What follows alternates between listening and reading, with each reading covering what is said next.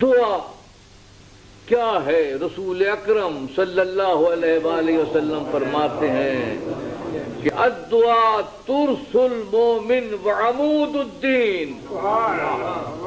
دعا مومن کی سپر ہے اور دین کی بنیاد ہے۔ اور حضرت علی فرماتے ہیں کہ الدعاء ترس المومن ومتى تكسر قرع الباب يفتح لك،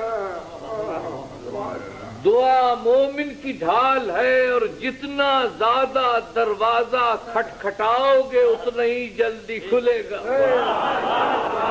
اور امام زین العابدین علیہ السلام فرماتے ہیں کہ ان الدعاء لیرد البلا، کہ دعا جو ہے وہ بلا کو رد کرتی ہے۔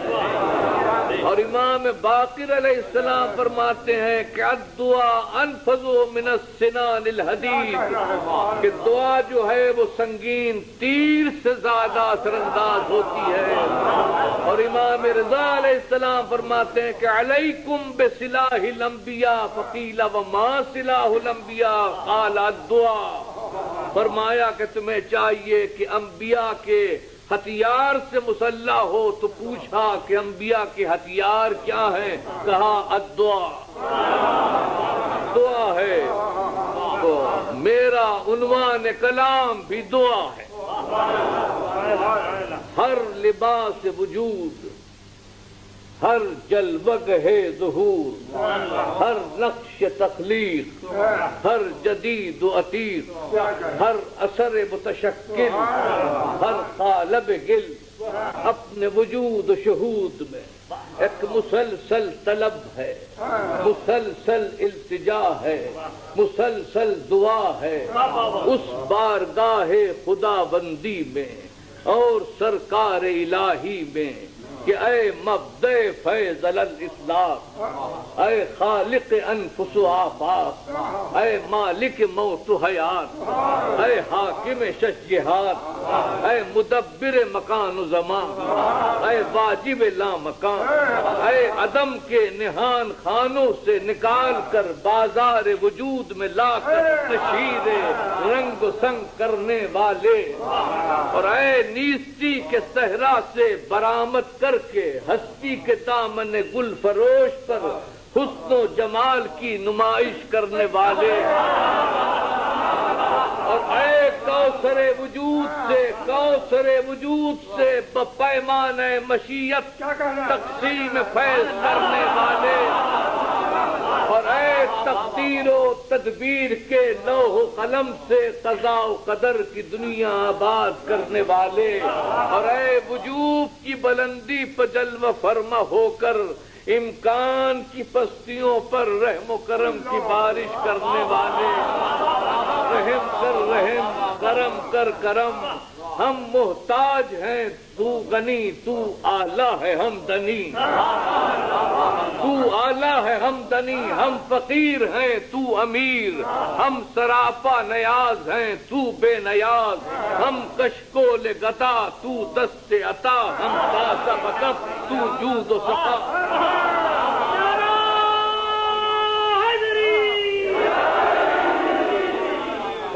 توفیق سے ہمارے جام چھلکتے رہیں،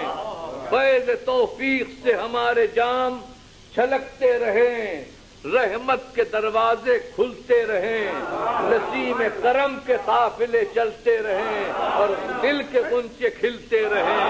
یا دافع النقم، یا باری النسم، یا ذل جود والکرم، جس قطرے سے پوچھو یہی التجا ہے، جس ذرے کو چیرو یہی صدا ہے، جس پھول کو توڑو یہی ندا ہے، جس ستارے سے پوچھو یہی مدعا ہے۔ غرض کے ذرے سے لے کر صحرا تک، قطرے سے لے کر دریا تک، پھول سے لے کر گلستاں تک، ستارے سے لے کر کہکشاں تک، مکان سے لے کر لا مکان تک، جس جس شے کو وجود و شہود ملا ہے وہ ہر آن بارگاہ خدا بندی میں دعا کر رہا ہے، اور یہ دعا ہر آن حضور الہی پہ جاری ہے، اور اسی لیے تو عالم پہ فیض باری ساری و جاری ہے۔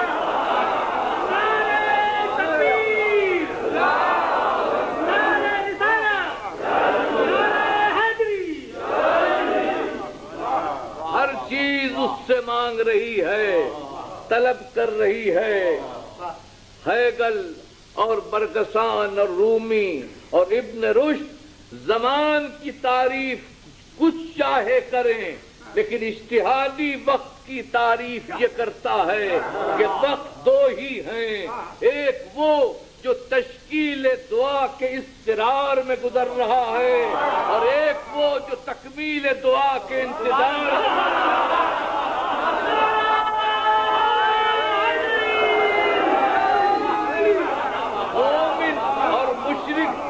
مومن اور موحد کی بھی قید نہیں، مومن اور موحد کی بھی قید نہیں، مشرک و کافر بھی اسی سے مانگ رہے ہیں۔ دل انکار کر رہا ہے مگر دھڑکن کہہ رہی ہے کہ دھڑکتا رہے، زبان منکر ہے مگر جنبش زباں خود دعا ہے کہ چلتی رہے، صحت قائم رہے، دولت دائم رہے، یہ خواہش یہ دعا کس سے ہے؟ اگر اپنی ذات سے ہے تو تکمیل دعا میں دیر کیوں ہو رہی ہے؟ اور اگر کسی غیر سے ہے تو غور کرو کہ وہ غیر کون ہے۔ قرآن کہے گا کہ لئن سألتهم من خلق السماوات والارض وسخر الشمس والقمر ليقولن الله فأنى يؤفكون، ان سے پوچھو کہ آسمان و زمین کا خالق کون ہے تو یہ کہیں گے کافر کہ اللہ ہے، تو پھر کہاں بھٹک رہے ہو، کہاں جا رہے ہو؟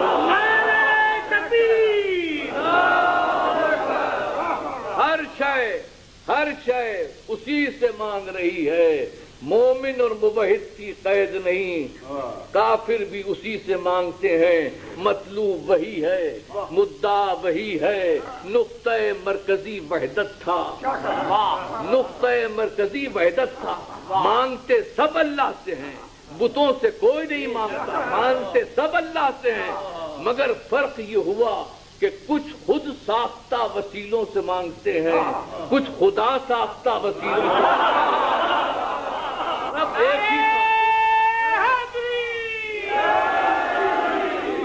ایک ہی تھا،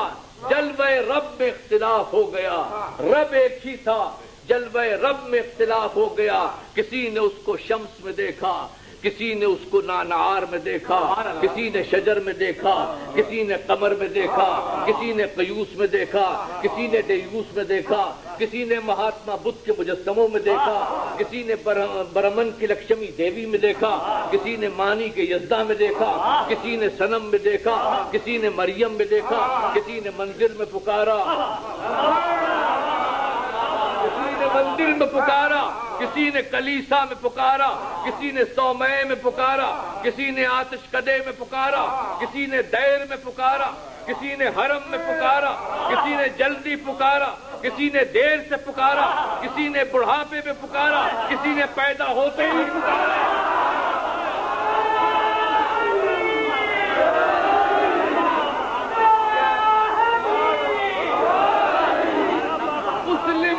مسلم نے ہوش آتے ہی پکارا، مسلم نے ہوش آتے ہی پکارا، اور کافر نے رود نیل میں بے ہوش ہوتے ہوئے پکارا، آمنت انہ لا الہ الا الذی آمنت بہ بنو اسرائیل وانا من المسلمین۔ یہ وہی فرعون ہے، یہ وہی فرعون ہے جو کہتا تھا کہ میں تمہارا بڑا خدا ہوں، وہ تخت جلیل تھا جہاں کہتا تھا انا ربکم الاعلی،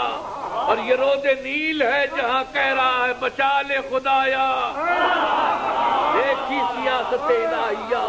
دیکھی سنت الہیہ، اگر چاہتا تو جب انا ربکم الاعلی کہا تھا تو بجلی گرا کر خاکستر کر دیتا،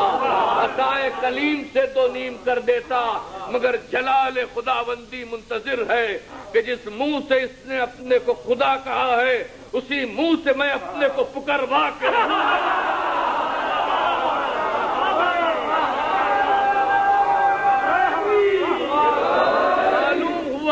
معلوم ہوا اصلی کا اور نقلی کا، اصلی خدا کا اور نقلی خدا کا فرق معلوم ہوا کہ جب نقلی کے پر مصیبت آتی ہے تو اصلی کے پاس آتا ہے کہ بچا لو میں مر گیا۔